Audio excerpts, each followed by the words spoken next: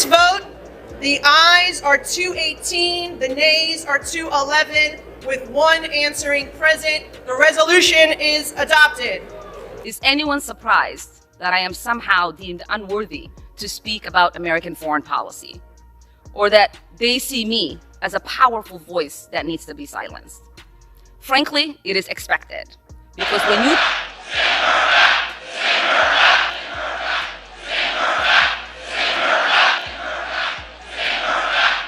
when leaders stay silent, the country pays a price. The House has voted to remove Ilhan Omar from a Foreign Affairs Committee. And for many Americans, this decision was long overdue. The reaction across the country says it all.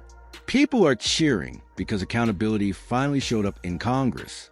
Stay with me because this vote connects to bigger problems in Washington that the media often ignores.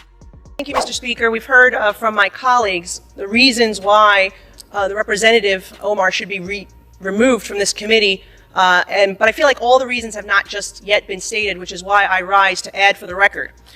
We've heard about the comments that were made regarding anti-Semitism and anti-Israeli views, but I rise to add to the record that as a member of the Foreign Affairs Committee, I've sat there and heard the representative actually spew anti-American rhetoric as well.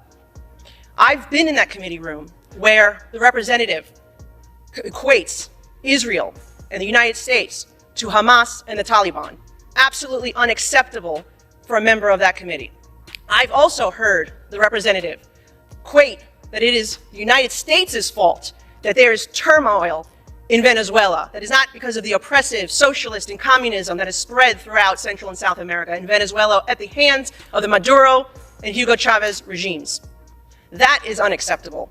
And as a New York representative, to hear the representative belittle, to try to diminish the worst terrorist attack on United States soil on September 11, 2001, as some people did something, that is unacceptable as well. And I hold the same standard for this side of the aisle that I do the other, because when another colleague on my side said something about 9/11, I also voted to have her removed from the Education Committee because I thought that was inappropriate.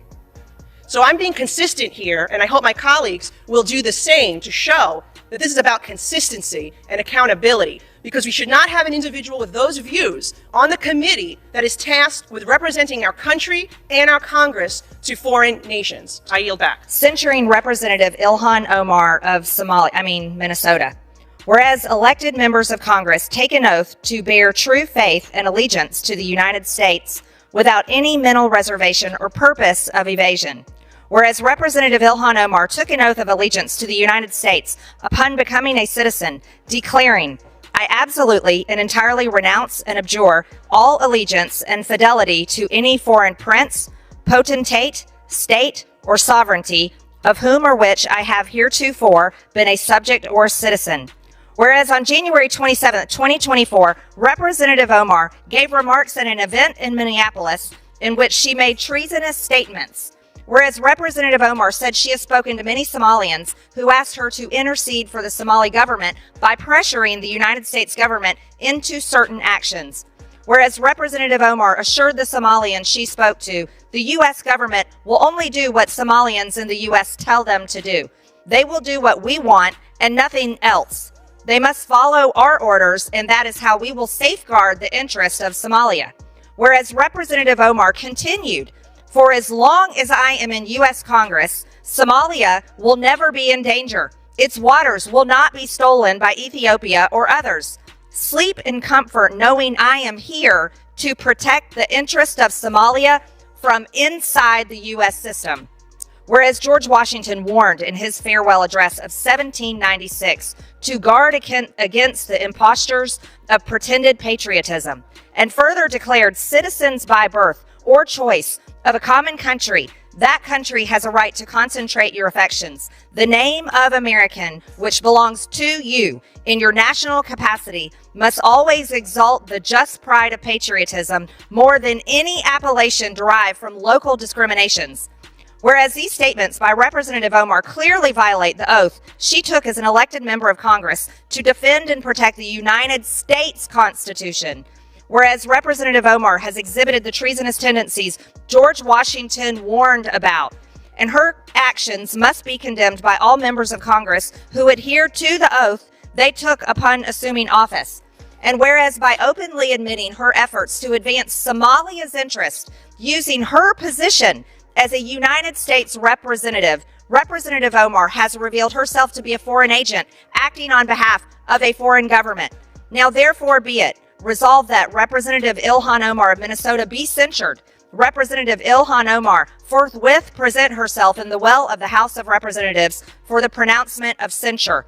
Representative Ilhan Omar be censured with the public reading of this resolution by the Speaker, and Representative Ilhan Omar be and is hereby removed from the Committee of the Budget and the Committee on Education and the Workforce. Mr. Speaker, pursuant to Clause 2A1 of Rule 9, I rise to give notice of my intent to raise a question of the privileges of the House. The form of the resolution is as follows. House Resolution 713. Censuring Representative Ilhan Omar of Minnesota and removing her from the Committee on Education and Workforce and the Committee on the Budget. Whereas Charlie Kirk was a lifelong advocate for freedom of speech, civil political discourse, and the political engagement of youth. Whereas Charlie Kirk was a man of deep faith, a husband, and a father to 2 young children. Whereas on September 10, 2025, Charlie Kirk was assassinated on the campus of Utah Valley University while exercising his First Amendment right to freedom of speech.